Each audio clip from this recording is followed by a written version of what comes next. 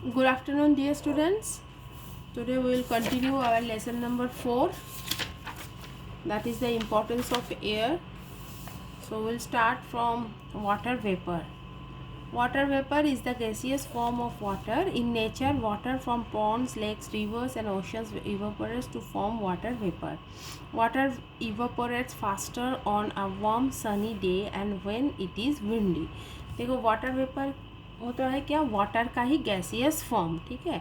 और हमारे प्रकृति में जो भी तालाब, नदी, लेक्स, ओशंस होता है, वहाँ का सबका पानी क्या होता है, वेपर बन के ऊपर चला जाता है। और वाटर इवापोरेट फास्टर, और जब सनी डे मतलब जब जिस दिन सूरज की रोशनी ज़्यादा होती है या विंडी होता है, उस दिन पे वाटर वेपर सबसे ज़्यादा होता है।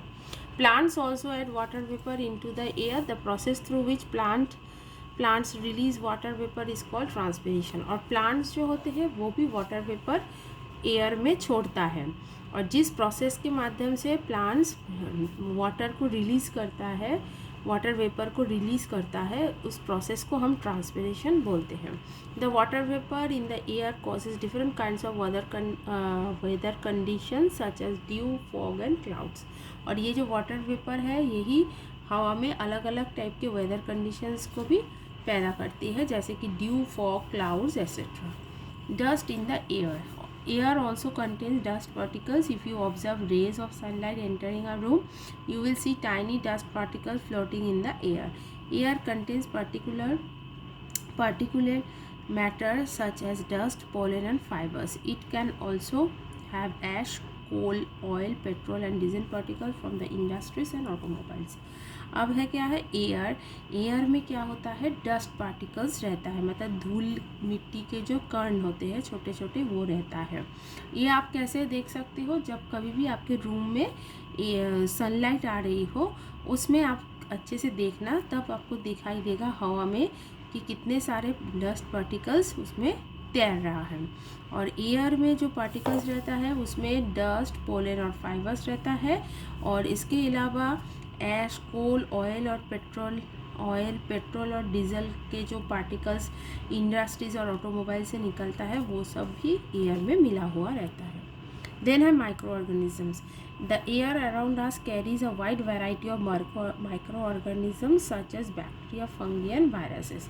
और हमारे चारों ओर जो एयर है उस पर बहुत अलग अलग टाइप के माइक्रो ऑर्गेनिजम्स भी रहते हैं। उसमें बैक्टीरिया, फंगी और वायरस नाम के माइक्रो ऑर्गेनिजम्स होते हैं. Some of the micro organisms presence in the air are useful while some are harmful and cause diseases. और कुछ माइक्रो ऑर्गेनिजम्स होते हैं जो हमारे लिए यूज़फुल होते हैं, और कुछ ऐसे होते हैं जो हमारे लिए बहुत ज़्यादा नुकसानदायक भी होता है. Air and weather condition. The air around us is responsible for weather condition. हमारे चारों ओर की जो हवा है, उस हवा के माध्यम से ही हमारा जो वेदर कंडीशन है वो डिपेंड करता है. Weather is actually what happens in the air around us. तो वेदर एक्चुअली वही है जो हमारे चारों ओर, हमारे आसपास की जो एयर है, एयर में क्या क्या हो रहा है उसका ही एक्चुअल फॉर्म होता है weather. Okay, then come to uses of air. Air spreads heat from the sun reaches the earth. The gases in the air absorb heat and spread it over the earth. Heat जो होता है वो heat जो सूरज से आते, mainly सूरज जो है, सूरज ही heat देता है, वो हीट हमारे धरती पे आते हैं. और उस एयर में जो अलग अलग टाइप के गैसेस होते हैं, वो गैस क्या करती है, उस हीट को अपने अंदर एब्जॉर्ब कर लेती है और फिर ये स्प्रेडेड ओवर द अर्थ, और हमारे यहाँ पूरे अर्थ पे वो स्प्रेड हो जाते हैं. This keeps the earth warm. और इसके वजह से हमारी धरती जो है वो गर्म रहती है. It does not allow the regions on the earth that receive less heat to become absolutely cold, or the regions that receive more heat to become excessively hot. और इसके वजह से ही क्या होता है ना कि जहाँ पर धूप थोड़ा कम पहुँचती है वहाँ पर भी गर्मी होती है, बहुत ज़्यादा ठंड नहीं होता है, वहाँ पे भी एक गर्माहट, एक गर्मी की एहसास आपको मिलेगी। और जहाँ पर बहुत ज़्यादा गर्मी होती है वहाँ पर भी गर्मियों को मतलब एक्सेसिव नहीं होने, बहुत ज़्यादा तेज़ नहीं होने देती है, उसको बराबर करके रखती है। Ozone layer, besides the normal light the sun also produces ultraviolet rays which are harmful to all kinds of living things. देखो सूरज में से हमको जो लाइट मिलती है उस लाइट में लाइट्स के अलावा भी वहाँ पे एक अलग रे है जिसका नाम है अल्ट्रावायलेट रे, जो कि हमारे हम लोग जो लिविंग ऑर्गेनिज्म, लिविंग थिंग्स जो है उनके लिए बहुत ज़्यादा ये नुकसानदायक होता है। A thin layer of ozone gas situated in the upper region of the atmosphere absorbs the ultraviolet rays and thereby protects all kinds of living things. और एक पतली लेयर होती है इस ओजोन गैस का जो कि हमारे एटमॉस्फेयर के ऊपर का जो रीजन है वहाँ पर वो फैला हुआ होता है। और ये क्या करती है, ये सूरज में से जो अल्ट्रावायलेट रेज आते हैं उसको पूरा एब्जॉर्ब कर लेती है, जिसके वजह से हम सब जो लिविंग थिंग्स जो अर्थ में रहते हैं वो सब प्रोटेक्टेड रहते हैं। देन है burning, oxygen is required for burning fuel, all machines and vehicles that burn fuel to work require air. और आपको ये पता ही है कि जब भी कोई चीज़ जलता है, जलाने के लिए हमें ऑक्सीजन की ज़रूरत पड़ती है। और सब मशीन्स और व्हीकल्स जो कि फ्यूल से चलती है उन सबको लिए भी, उस सबको काम करने के लिए भी एयर की ज़रूरत, हवा की ज़रूरत पड़ती है। Air is essential to the production of electric power. और एयर जो है इलेक्ट्रिक पावर की तैयारी करने के लिए भी आपको एयर की ज़रूरत पड़ती है। Most power plants generate electricity by burning coal. और ज़्यादातर जो पावर प्लांट्स है उसमें कोयले को जला के ही ये इलेक्ट्रिसिटी को बनाया जाता है। Flights, birds, bats and insects fly naturally using air to lift their bodies. तो बर्ड्स, बैट्स और इंसेक्ट्स जो होते हैं ये सब हवा में अपने बॉडी को लिफ्ट करवाने के लिए, लिफ्ट करके अपने बॉडी को हवा में उड़ते हैं। Humans have used air to fly many things from hot air balloons and airships, gliders to various kinds of aircraft like airplane, helicopters and rockets. और ह्यूमंस जो है ये भी बहुत सारे चीज़ों को हवा में उड़ा सकते हैं, जैसे कि hot air balloons, airship, gliders और कुछ एयरक्राफ्ट्स आते हैं जिसमें एयरोप्लेन, हेलीकॉप्टर और रॉकेट्स भी आते हैं। Wind energy, wind mill and wind pipe, wind powered machines use to grind grain and pump water. और विंड पावर जो मशीन्स होते हैं वो हम ग्रेन्स को ग्राइंड करने के लिए और वाटर को पंप करने के लिए यूज़ करते हैं। Sail boat, wind blows against the sail pushing the boat through the water. Wind blows जो होता है वो ब्लोज अगेंस्ट द सेल, जहाँ जिस तरफ सेलिंग मतलब हवा बहती है उसके ऑपोजिट साइड में ये सेल तैरती है। Pushing the boat through the water, और पानी में भी ये पुश करके बोट को आगे ले जाती है। Wind turbine, wind when pass through a large turbine can be used to generate electricity. Wind जब एक बड़े से टर्बाइन के माध्यम से पास होता है, अंदर से पास होता है, तब उसमें इलेक्ट्रिसिटी भी पैदा होती है। A wind farm is a group of wind turbines in the same location use for production of electric power.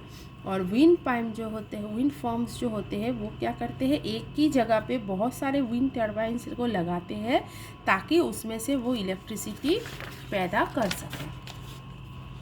Compressed air, when the gases in the air are pushed together into a smaller space, air is compressed. जब बहुत सारे gases को हवा में push किया जाता है एक साथ, एक दूसरे के साथ एक छोटी सी प्रेस में, तब वो एयर क्या करता है, कंप्रेस करता है। Air is compressed.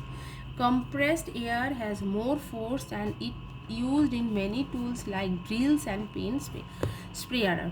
और कंप्रेस्ड एयर जब बन जाती है वहाँ पर, तब उसका बहुत ज़्यादा दबाव रहता है, उसका फोर्स बहुत ज़्यादा रहता है, और उसके माध्यम से हम ड्रिलिंग का काम, फिर स्प्रे प्रिंटिंग, ये सब कर सकते हैं। Air brakes air brakes are used in large heavy vehicle like trains and trucks to stop the vehicle। और एयर ब्रेक्स जो होते हैं वो हम बहुत हेवी और बड़े व्हीकल्स लाइक ट्रेन और ट्रक्स इन सब को रोकने के लिए यूज़ करते हैं। wind musical instruments like flutes and saxophone use air to produce sound। और जो इंस्ट्रूमेंट्स है म्यूज़िकल इंस्ट्रूमेंट्स उसमें फ्लूट आती है, सैक्सोफोन आते हैं, ये इन सब में भी एयर का ही इस्तेमाल करके हम बहुत अच्छे सुंदर म्यूज़िक इसमें बना सकते हैं, इसके माध्यम से बजा सकते हैं हम। Seed dispersion, seeds of many plants like grasses are disperse by wind. और बहुत सारे प्लांट्स के जो सीड्स होते हैं, जो घास के, खास करके घास के जो सीड्स होते हैं वो सब विंड हवा के माध्यम से ही एक जगह से दूसरी जगह पहुंच जाती है, फिर वहाँ पे भी वो उगने लग जाते हैं। Air pollution, most air pollution are form during the burning process। The increasing use of fossil fuel like coal, petrol and diesel in industry and transportation has led to increase in air pollution। अब देखो ज़्यादातर जो air pollution होता है ना वो क्या होता है, जलने से ही होता है, मतलब कुछ ना कुछ जलने के बाद ही वो एयर में जाके उसका जो धुआं और गैस होता है वो पोल्यूशन कर देता है। ज़्यादातर क्या जो फॉसिल फ्यूल है हमारे पास, जैसे कि कोल, डीजल, ये सब जो होता है, पेट्रोल, ये सब क्या होता है इंडस्ट्री में जो जब जलता है तब उसका जो काला धुआं होता है। और ट्रांसपोर्टेशन के साथ टाइम पे भी आप लोगों को पता है पेट्रोल, डीजल ये सब यूज़ होता है, तो ये सब भी जलने के बाद ही ये क्या करता है, हवा में पोल्यूशन फैलाता है। In India burning of firewood, dung, cakes and agricultural waste leads to air pollution in the rural areas. और रूरल एरियाज़ जहाँ पे गांव ज़्यादातर जो गांव के लोग हैं, गांव में क्या होता है बर्न फायरवुड मतलब लकड़ियों को जलाते हैं, फिर वहाँ जो गोबर को जलाते हैं, और फिर एग्रीकल्चरल जो खेती के बाद जो एग्रीकल्चरल वेस्ट होता है उसको भी जलाने से बहुत सारा एयर पोल्यूशन होता है। This pollutants result in hazy conditions and cause death problems. और इसके वजह से ही पूरा हेजी मतलब ऐसे धुआं सा कंडीशन एयर में हो जाता है, एटमॉस्फेयर में, और बहुत सारे मौत भी इसके माध्यम से ही होता है। Some air pollutants damage soil, water and forest. और बहुत सारे एयर पोल्यूटेंट्स के माध्यम से पानी, हवा और मिट्टी और जंगलों में भी पोल्यूशन फैलता है। The best way to protect air quality is to reduce the release of pollutant into the atmospheric by changing to cleaner fuel like compressed natural gas and industrial processes। तो हम सबसे अच्छा प्रोसेस है कि हम ऐसे एयर को कैसे क्लियर कर सकते हैं, इस पॉल्यूशंस को हम कैसे कम कर सकते हैं, जो हमारा नेचुरल क्लीनर फ्यूल जो है, जो कि जिसको हम कंप्रेस्ड नेचुरल गैस बोलते हैं, CNG। इस CNG का हम ज़्यादा से ज़्यादा इस्तेमाल करें अपने डेली के लाइफ में भी, और इंडस्ट्रियल प्रोसेसेस मतलब कारखानाओं में भी हम अगर ज़्यादा से ज़्यादा CNG का इस्तेमाल करें तो हम अपने आसपास की माहौल को साफ़ कर सकते हैं, एयर पोल्यूशन को भी रोक सकते हैं। अब माई प्लेज में है air pollution is at an alarming level, hence I will walk and use a bicycle, public transport और a carpool to limit the use of vehicles. और हमें क्या लेना चाहिए प्लेस, क्या प्रतिज्ञा लेना चाहिए कि आजकल जो एयर पोल्यूशन है ये बिल्कुल ही ख़तरनाक पोजीशन में आ चुका है। तो हमें क्या करना चाहिए, हमें ज़्यादा से ज़्यादा रास्ते पे चल के जाना चाहिए, नहीं तो हमें बाईसाइकिल का इस्तेमाल करना चाहिए, और कारपूल और प्राइवेट व्हीकल्स जो है वो जितना कम हम यूज़ कर सकते हैं उतना ही हम एयर पोल्यूशन को रोक सकते हैं। So students, this is your complete explanation of lesson number 4. Hope you will all understand. If any question, any doubt, then ask me in the next class. Till then, see you. Take care. Have a nice day. Bye bye.